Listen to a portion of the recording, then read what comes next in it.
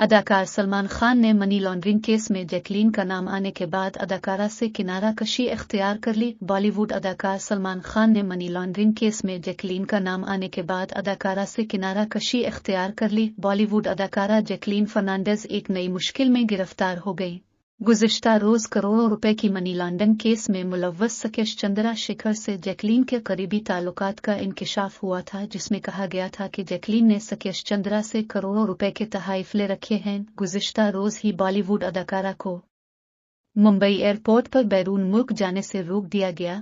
Jacqueline کو Dubai میں ایک شو میں شرکت کے لیے جانا تھا۔ امیگریشن حکام نے بیرون ملک جانے کی اجازت نہیں دی۔ بالی ووڈ رپورٹس کے مطابق اداکارہ کے قریبی دوست سلمان خان نے بھی جیکلین کا نام منی لانڈرنگ کیس میں آنے کے بعد کنارہ کشی اختیار کر لی ہے۔